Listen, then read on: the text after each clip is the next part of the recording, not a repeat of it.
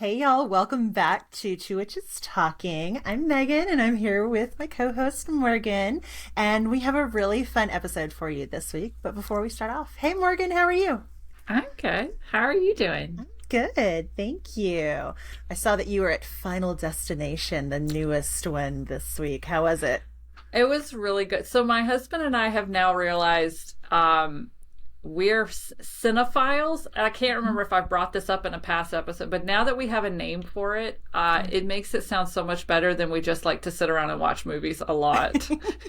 So, yeah, we went and saw the new Final Destination movie last night. It was amazing. I'm a huge fan of the entire Final Destination series. I absolutely love inventive death scenes. Nice. Amazing. And this movie actually brought all of the movies together. So it was good for me on all levels. So I love that. Yay. yeah. I can't wait for the final Conjuring film to come out. So They had a preview for that in front of the movie, and I just looked at my husband. I was like, I don't think I could see that one in theaters. a That little one scary. looks creepy Yeah, as it shit. does. It does. I know. I like to watch horror films at home, like that are Yes. like that. So Yes. I don't mind a certain amount of creep factor, but No, I just learned my lesson with Long Legs. oh yeah, I still have not seen that. That one is one of those slow burn, creepy. Like Mhm. my heart rate monitor on my watch thought that I was running Oh because my gosh. heart rate just stayed elevated the entire movie. Oh my gosh. It got up to like 130 beats a minute Oh at one shit. point. So like it is Long Legs was just a very slow, intense burn, and that's when I realized I can't do those in theaters. Yeah. I need I get like that. Scream level, like Right. Final Destination level. Right. Exactly. I feel that. Oh my Yeah. gosh. No, I get that. Well, that was totally off topic, but I Yeah, love it was. it. The topic today is kind of love and light versus gray witchcraft. And I know that you talked about this a long time ago on your podcast, and it's a conversation that we've had over many years. And it just felt good to talk about, especially since last episode was all about our deities. And, we work with some light deities and some darker deities. So it felt good to talk about. Yeah, I agree. I think it's very topical too. I think there's a lot of with the resurgence of witchcraft as well. There's a lot of witches that are just kind of tired. Mm-hmm. They're kind of tired right now, so they're like, "What can I do?" Like, "Oh, you can do so much if you come over into the middle area. Like, Yeah. come over here." I mean, you can do stuff in the light area, I guess, but there's only so much. I feel like there's only so much love and light and loving compassion. What is it called? Love and kindness. There's Loving like a kindness, certain yeah. meditation. Mm-hmm. Like, I feel like you can only do that so much before you're like sick and tired of bullshit and want to do something Yeah. more. I like a good balance. Like I like a Yes. good Ho'oponopono practice where it's like, I love you, thank you, I'm sorry, please forgive me. I like the loving kindness meditation, and I also like to fuck some shit up sometimes because sometimes you need to. Yeah. I love it. Yes. I mean, it's like, because really, if you look at like baneful magic, I'm like, I don't think I have not knowingly hexed or cursed anyone. Now that's not to say that I haven't like said something out loud and then something happened. However, a lot of the stuff we've talked about, freezer spells, jar spells, putting the bitch in a little mirror box, all that's kind of tiptoeing into that other side of things. Yes, Yeah. it is. And I don't know if I've actually okay, this is going to sound fun because I Okay. almost don't care enough Hmm. to hex or curse someone, if that makes any Yeah. sense. Yeah. Like the people, when I think about the people on my shit list, like my ultimate shit list, Mhm. okay, they're not good people, just No. in general, Yeah. you know? And so I almost am like, they're going to get it one way or another, you know, and do I want to attach my energy to this, or for how long? Because it's my understanding that curses and hexes, you gotta feed them for a long time. Yeah, that's my understanding as well. And I just don't know if I have the I'm not diagnosed with ADHD, but I feel like I'm undiagnosed, and I just don't feel like my attention span goes for long haul curses and hexes like that. Well, and you know what? My emotions don't. Like, I will pop off and get really mad about something. And if I give myself a few minutes to kind of process the emotion, feel it, and then move through it, like I'm good. So then to like be feeding something, or to be, I don't know, to be putting pins in a poppet, like I would just be like, oh yeah, I guess it's time to do that again. Which is like not the power behind it at all. I wonder if it has anything to do, because Megan and I both are Aquarius suns. So air sign, just which I think this almost perfectly sums up, because to have to do that every day, or every full moon, or every dark moon, or whatever it is that you've decided to set aside, like we're just like flowing with the wind. We're like, do I feel like that today? I don't know. Yeah. You know, and it might be an Aquarius thing, because I too am an Aquarius sun. And yeah, it's like, I don't know, things don't stick around that easily for me. But what I can do, and I'm really good at, is putting somebody in a jar, or cord cutting. Like a good cord cutting ritual. And that feels very Aquarian to me. It's like, I am done with your shit. I do not want to do this anymore. I don't want my energy tied to yours. Bye. And then you're done, right? And then you're done. Yeah. Okay. Out of sight, out of mind. Well, that's the way that I've always been. Like when I'm done with something, I'm done. Yeah. And for now that, you know, like since I've become a witch, I do tend to do the energetics of it as well. So I'll do a cord cutting, or a jar, or, you know, whatever, just because it's ceremonial. It's not ceremonial. What is the word? It's like a final, it is a little ceremonial from the standpoint that like it seals it. Like I'm able to visualize it, and I'm a very visual person. So if I have this candle, these, you know, cord cutting candles in front of me burning down, like here it is, I've infused it so much with so much energy, and I'm visually able to watch it burn down and the cord cut, and then I'm like, oh, okay, we're done. And so it puts it into like a container that I can then do something with physically, and I feel like I've hit spiritual, energetic, physical, like all of the detaching, instead of just being like, okay, I'm done, and then trying to move on. Yeah, it gives me something to focus on. Yeah. No, I'm very visual myself. And anytime I do a cord cutting ritual, I do so in a meditation. And I will have like a crystal or two around me, like some candles, all that. But it's very just like within my head. And the first time I did a cord cutting, I imagined the cord coming apart. I used your tips. So if you're listening to this, don't know how to do a cord cutting, go find on Busy, Gritty, Inked and Witchy how to do it properly, because it will revolutionize your life. But I healed that spot up, and then I imagined the cord like retracting around this person, but like wrapping around this person. So they were also kind of bound. And then over the next couple of weeks, anytime they popped into my head, because I really felt like that person was like trying to reestablish that, what I saw in my head was them wrapped in that cord and kind of like spinning away from me. And so, yeah, creating those visuals in there when you do something like a cord cutting is so, so important. The more things you can layer in there, smells, actions, tastes, even, like it makes it stronger in your mind, and it puts more power to the magic. Yeah, I agree. Yeah. So do you feel like when you started out, you were more like, do you feel like this has been a shift for you from love and light? Like, was there a time when you only practiced like love and light type magic? Yeah. I mean, when I first started out, there was a lot of fear. Like, Yes. It's like, oh my gosh, am I going to hell? Right? Like, there was all this like Christian guilt from my upbringing.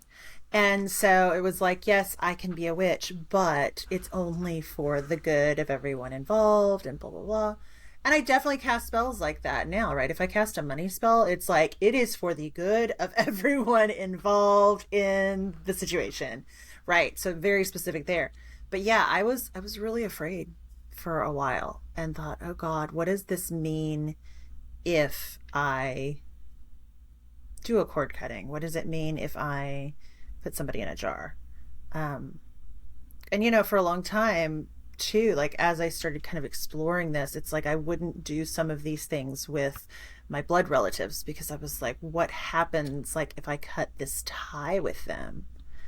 And it was through working with my guides, they said, you have ties, you have energetic ties to all your ancestors. So it doesn't go through specific ones. You can actually go around one or multiple, which I think that was such a beautiful revelation to know that I could go around my problematic ancestors, right? Or my abusive ancestors or relatives, and I can cut cords with each one individually and not lose that familial link. And so, yeah, once I started trusting myself, and once I started really working with my guides and calling them in and asking for guidance, then I started feeling more confident in doing some stuff that's maybe a little more gray witchcraft.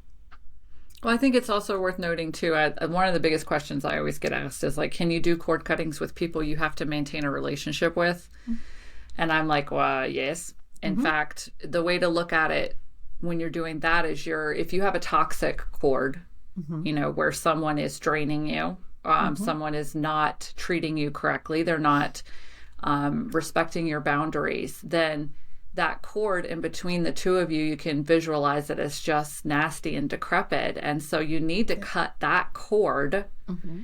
so that you can reestablish a healthier one. Yeah. One with your boundaries in place, one with, where you're being respected, one where this person is not draining the ever-loving life out of you. Yeah. So that's another thing, worth mentioning, since we are talking so much about cord cuttings, is that's probably the biggest question I get is like, oh my gosh, can I do a cord cutting, with my mother, my brother, my ex who I still have a kid with? Right. So I have to, talk to them on a regular basis. 100%. You can 100% do a cord cutting because the current cord is toxic. Mm-hmm. Mm-hmm. Flush it out, cut it, get rid of it, and establish a more healthy cord between the two of you, if that's what you want to do. If you don't want to cut them out completely, or you have to have a functional relationship with them, then that's where, and then, then you're in Grey Witch territory. You're in like love and light, like you kind of mixing all that in there. Oh yeah, you totally are. And if you think about it too, it's like an emotional or an energetic investment. How much energy do you want to invest in this relationship? And if you have to maintain a relationship, I love the example of, having your ex and you have kids together, right? That it's like you have to maintain that relationship for a certain period of time.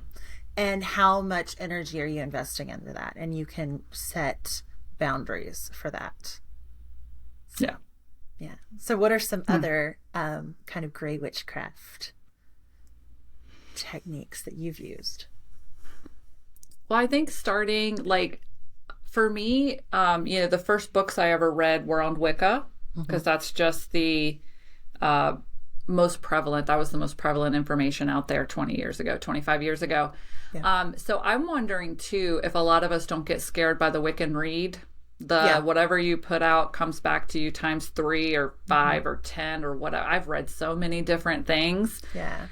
So I think, again, like you had mentioned, fear from past religious conditioning. Yeah. I think if you're starting out in Wicca, there's fear that's instilled with you in Wicca. Yeah. Of, and there is the Wiccan Rede is what, and harm none, do what you will. But there is also that threefold law, and or tenfold or fivefold. I've heard it. All the every things. different way. So there's a fear in that, and there's a fear of oh my God, like what am I putting out to the universe? And it's like, if you are generally a good human being and someone does something to you and you stand up for yourself and do something back, oh my God, you're not going to fucking have bad luck for the next 10 years or some shit. Right. That's also Wicca, for those listening that are new, is a relatively new religion as well. It is man-made. So please understand that the threefold law is man-made. So it's one of those things. Well, I mean, is religion man-made to a certain extent? Yeah. I mean, yeah. Very true. Yeah.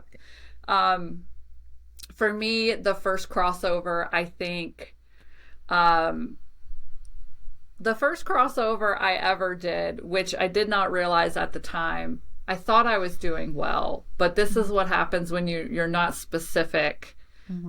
We had a family member that was causing some chaos, and I did what I thought was like an awakening spell. Like, I wanted them to see what they were doing to the family and the chaos that they were causing.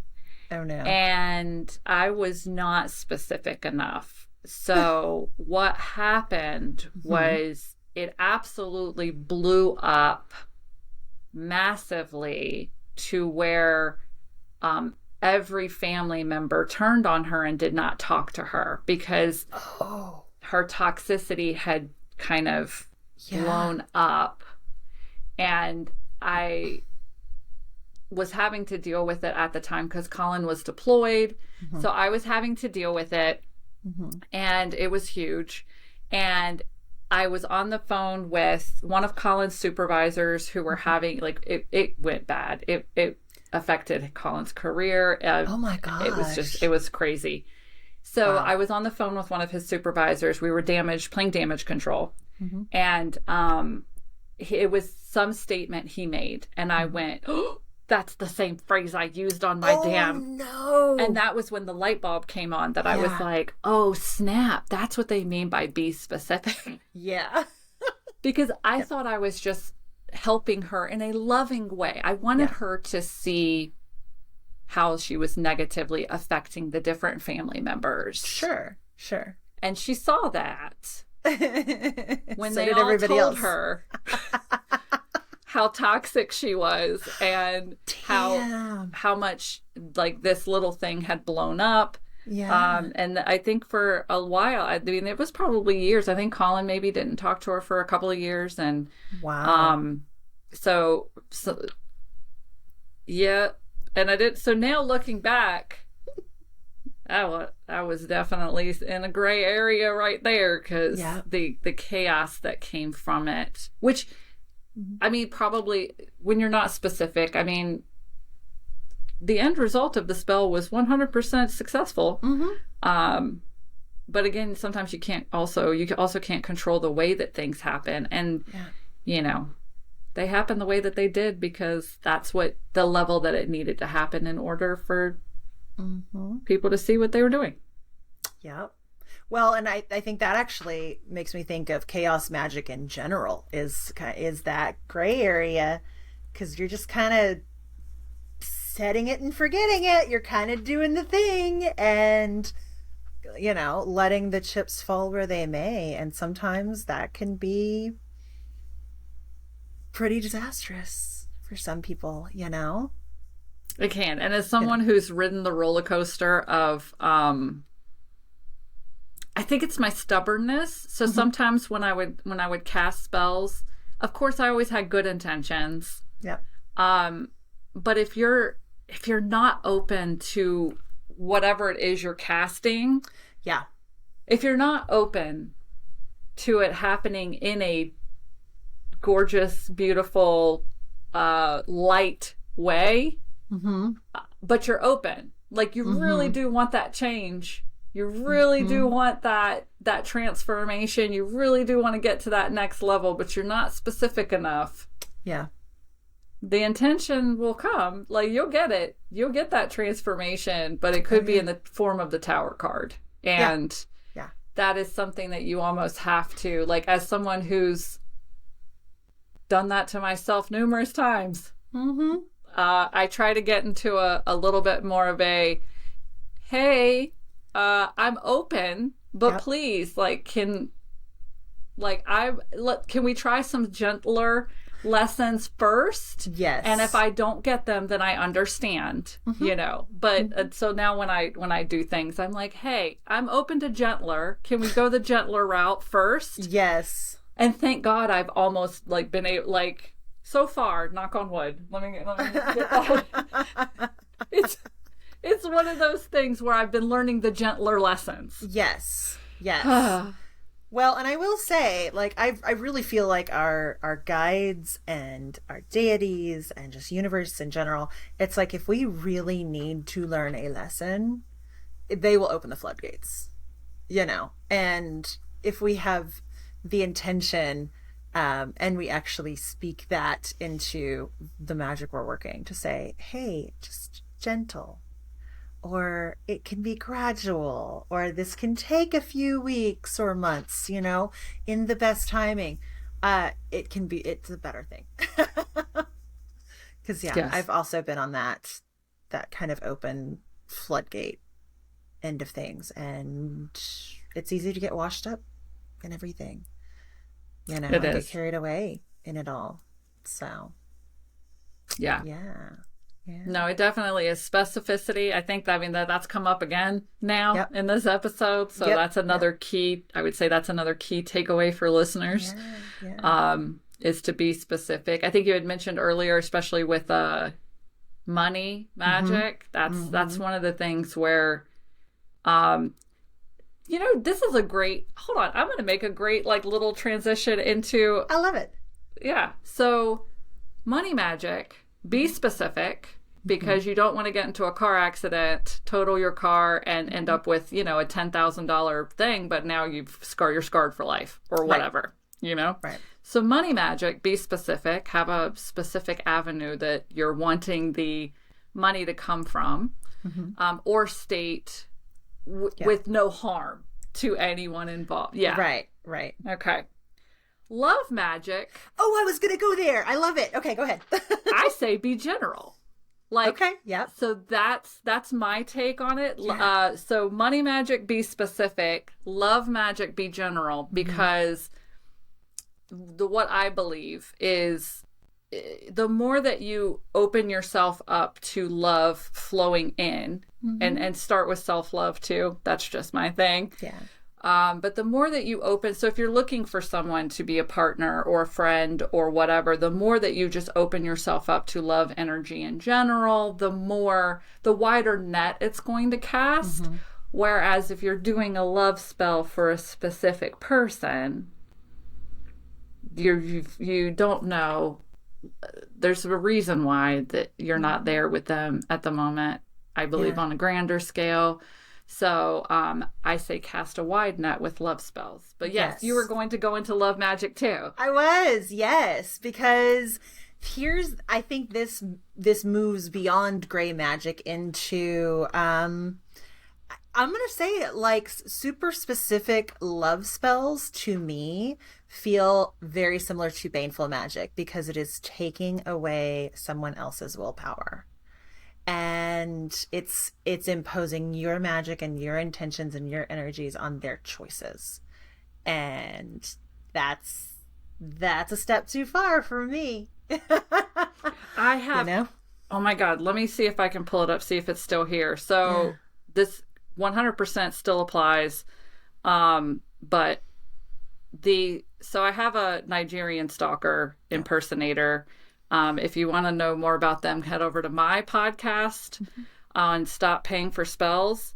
Oh, I can't get to it anymore. Dang it. Okay, they had just posted I've been blocked, but I can see them still on Facebook if I don't log into Facebook. Nice. Okay. They had just posted a story, and it was this generic picture that they probably stole from somebody else. But it said, my love spells, and I could not believe this shit. My love spells work regardless of whether or not there are loving feelings for both people.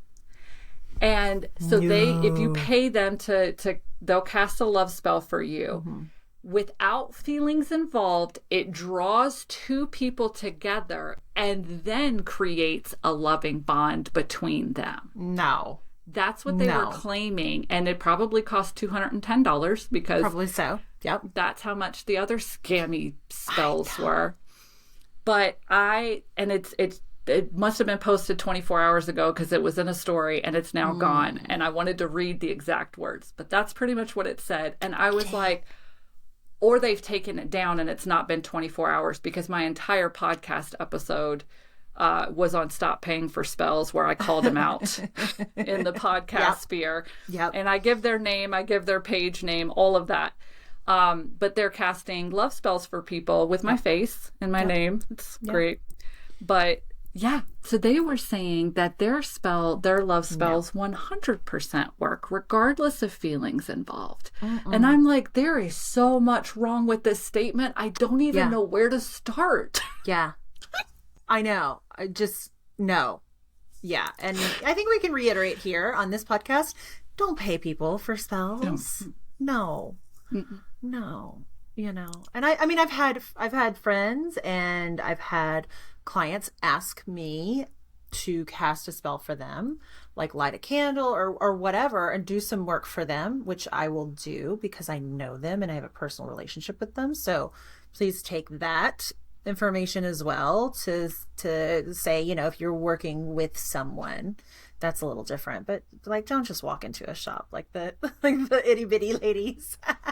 Yes. And just trying to practice their spell work. So and they were charging that woman like $100 every month. Yeah, back in 2006. Oh no. No. Yeah. No, and I call that what you're talking about. I call that activating the witchy phone tree. So like, yes, yeah. when you get into a trusted group, you know, and you're like, hey, you know, can someone light a candle for me? You know, this is happening. Can you light a candle? Or, and usually that's usually the extent of when you activate a witchy phone tree. Right. But like in my case, I did activate the witchy phone tree on Instagram because I was like, hey, here's the stalker's name, their email address. Yeah. Here's the scam artist information. It's the waning moon. If anybody would like to put a bitch in a jar, here you go. Right. But again, it's one of the, like, I didn't pay anyone to do it. And it was activating. That's what I call it, is activating the witchy phone tree. I love that. I'm going to use that. That's amazing. Because it's so true. It is. Amazing.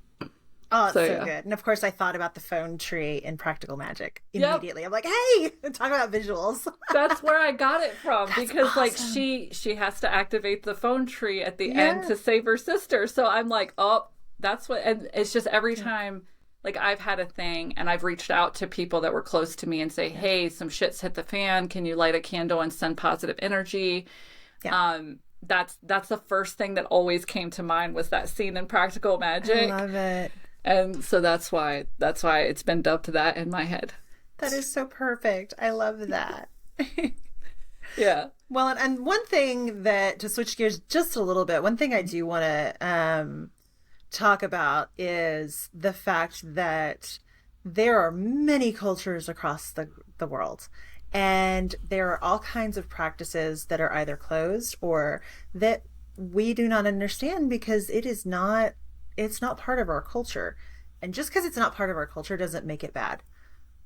So, you know, it's like a lot of love and light people will automatically say, oh, this is bad, right? And for, you know, decades, hoodoo and voodoo, for example, has always been so demonized in Hollywood because it's well, first off, it's racist. So it's a racist approach to, but it's a lot of work that is different from like a more Irish infused kind of Wiccan-esque witchcraft that we see like in The Craft, for example, right? And so, there's a lot of things like red brick dust or hot foot powder, or these spell ingredients that hoodoo practitioner might share with somebody or use themselves, that it's not bad, it's not evil. And I think that there's a lot to be said for protective magic, and I don't think protective magic is ever a bad idea, because you can put those protective boundaries up, you can cast those spells, whatever that looks like. And if somebody runs up on it, to me, that's the same thing as somebody running just full steam ahead against the brick wall of your house. It's going to hurt, but that brick wall wasn't doing any harm standing there. So,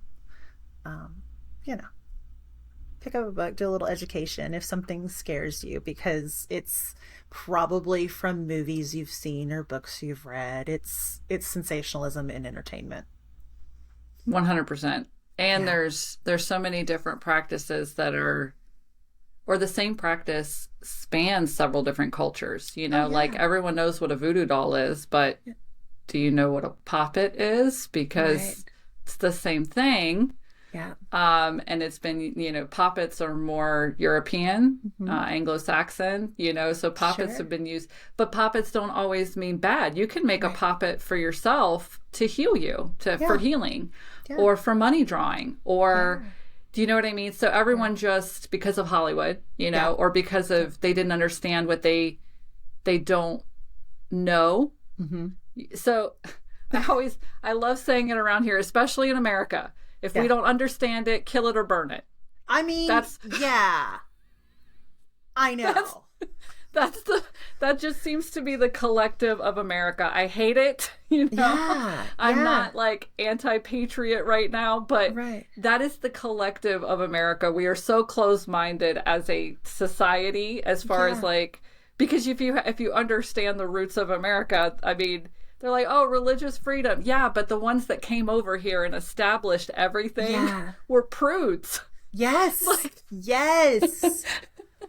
Yeah. We got away from taxation without representation, but we also started everything on prudes because they wanted to have more restrictions and like, oh, no. We have to go in this direction, very conservative. And that's what started the United States. So unfortunately here in the United States, it's just in our DNA that if we don't know about it, burn it or kill it. It's so true. It's so true. Or appropriate it in some way. Like Norse magic somehow being conflated with white supremacy is just ridiculous. Like that is so wrong. So yeah. So we kind of, I don't know, we talked a little bit about love and light, but it just kind of grew and it just I love that. I did too. That's why I wanted to start a podcast with you, because this is exactly the type of stuff that I had in mind, where we would just sit down and just talk about a magical, witchy topic and see what the hell comes up. Where it goes. I know. We, because when I was in Tucson, we just kind of sat around and for hours, just like boom, boom, boom, all the different topics. And it was great. So So if you're listening, hopefully you got something from all of that. And, explore beyond the love and light. You'll be okay. You'll be okay. Yeah. So, shall I pull a card? Yes. All right. Oh. Is this another ink? I can't get over the... No, it's not. Ink blowfish seahorse thingy. It's in two sections. So it's the fact that it's the two sections and it's the second section that I'm like, so crazy. What are your ideal sleeping conditions? Okay. And then the next line is disregard the laws of time and space. Like, are your ideal sleeping conditions on the moon? Like, what are they going for there? Well, I don't know because I've never slept on the moon. I know. So I don't know how to undo time and space because I've never slept.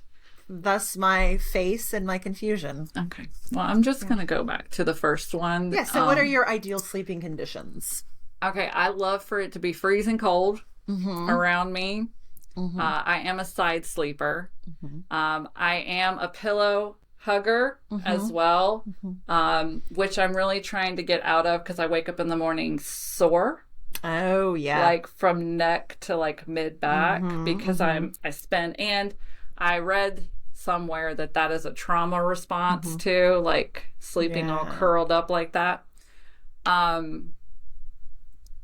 I go to bed early, so I'm usually in bed by 8:30, 9 o'clock, usually asleep by 10 to 10:30 at the latest, but I wake up early too, like 5:45, 6 o'clock. Yeah. But yeah, I prefer for it to be freezing cold.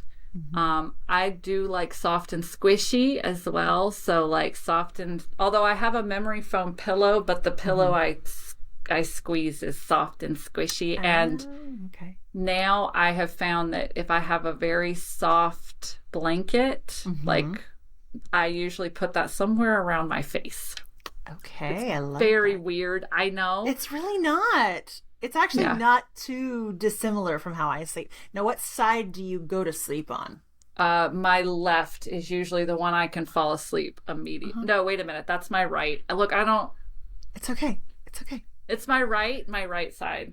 Okay, so this is going to trip you out. So I'm a side sleeper myself. If I am laying down to take a nap, I lay on my right side. If I am laying down to go to sleep at night, it's on my left side. Talk about neurospicy. But I got this amazing pillow specifically for side sleepers because it was hurting my shoulders. I would just kind of lay on a shoulder and it would just be like this all night. So I have like 2 pillows stacked up. So one is just kind of like this flat pillow that I probably had for way too long, but it's like the perfect base pillow. And then I have my memory foam pillow.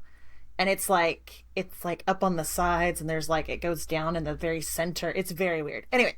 So then it's laying on the side, having my arm kind of up by my face, and then a pillow here to kind of support my upper back.